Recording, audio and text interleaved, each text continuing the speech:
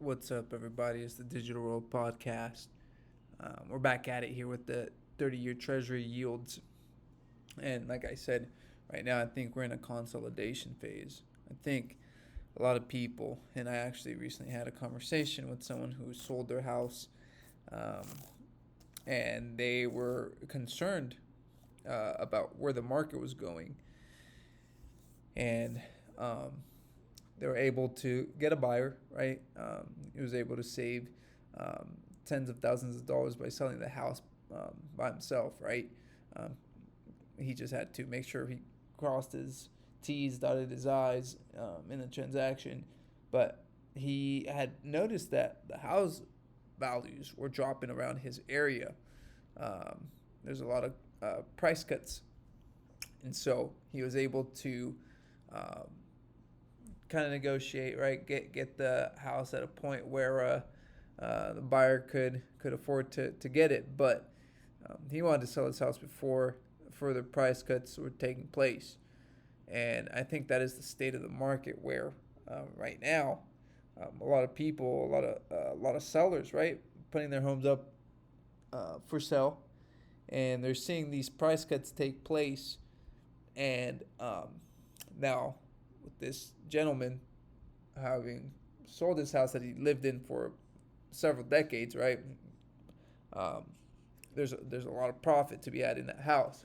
However, um, they're now looking to buy another house, and and it's funny because his concern was that right now, the first thing he told me, right, because we're having this discussion, and I told him, hey, like I look at the bond market, and the indication from that is that you know the yields will go higher, right? And his response to me was, "Well, I don't know. Trump is saying that he wants to get interest rate cuts from the Fed." And then I laughed and I was like, "Okay." So it it, it makes me think about um, the credible threats, right? And I've said this many times, where the uneducated economist who has a great channel talks about the credible threat theory, where they threaten you with these credible threats, right? Of like what can happen, and it kind of moves the markets prior.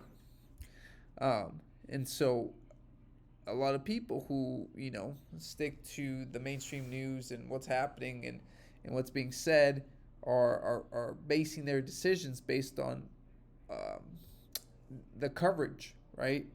But behind the scenes, they're not aware of the actual um, what drives these movements in the real world in the economy. And so my thought was, it's interesting that he thinks that if with rates um, being cut, that it's gonna create better buying conditions, which we know historically, right, that when you start to see that the economy is starting to falter, right, there's signals everywhere. Sales volume have collapsed for homes, um, and then you start seeing an unemployment rise, right, for especially for these like major home builders like Leonard, D.R. Horton, etc. Um, the Whenever the Fed decides to begin cutting rates, especially when the economy is faltering. That is a signal of the beginning of a very hard economic uh, cycle that's coming, and um, a lot of people think, hey, if they cut rates, all of a sudden mortgage rates are going to come down. Well, last time they cut rates, that didn't happen. Actually, the opposite happened, right? And a lot of people front ran the news that mortgage rates were going to be cut. And so this time around, like I'm thinking with this individual, they're talking about, well, I might have to put in an offer or buy a house, once they cut rates. Otherwise, I'm gonna miss out on an opportunity, and prices are gonna go up. And in my head, I'm thinking actually quite the opposite is gonna happen. Um, I believe people are gonna try to front run it because they're gonna think, oh, there's not gonna be a good deal, yada yada, right? They'll get FOMO, but that I think people misunderstand what's currently happening, and what will happen. And I think that a lot of people will get caught off guard, um, and we'll see rates jack up even higher. And so um, it's interesting to note, right? Like hearing different people talk about their experiences, and what they're going through and what their plans are, especially when it comes to housing. And I think it's a lot, the signs of the times, right? Especially considering um, this post that I'm going to show you. And if you want to follow Darth Powell, he puts out a lot of good information.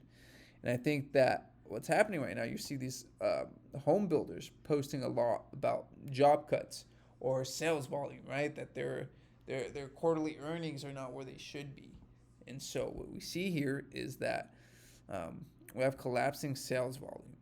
And based on this post here, we see Eric post, the reason volume leads price is because price is synonymous with inflation, which is a lagging indicator. Price therefore lags employment. So we have volume that comes first, then employment, and then price in that order. Prices remain stable because employment hasn't declined yet. That remains in front of us.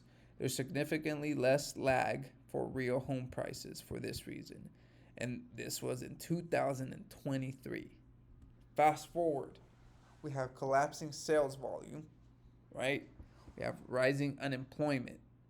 The last thing that's needed to happen, right, is for the prices to come down. And you've already started to see that in a lot of different places. Is you have a lot of price cuts. You look at different markets, right? There's markets that are really hot, which were like Texas and Florida, for example. A lot of those cities that attracted a lot of incoming buyers. Now, what you're starting to see is a drastic reduction in price in those states, right? Every housing market is different. They're not created equal. What we're seeing now is we've had that collapsing sale volume for homes, and I think that for being summer and the rate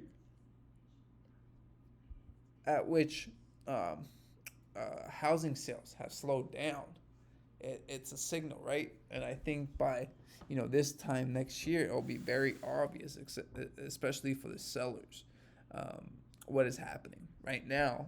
You can feel that there's a change in the trend, and some sellers are not willing to admit or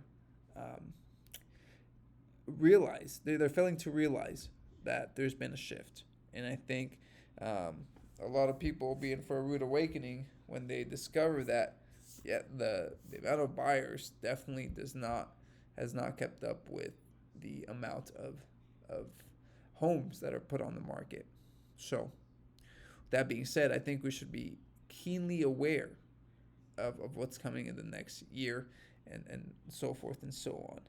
It's important to consider those things and prepare accordingly, and not make decisions based on what is occurring or what's being said in the mainstream media. So, that being said, thank you for watching. Remain vigilant. Look out, because I think interesting times are coming. Thank you for watching. Like and subscribe to the channel. This is the Digital World Podcast, and I'll see you in the next episode.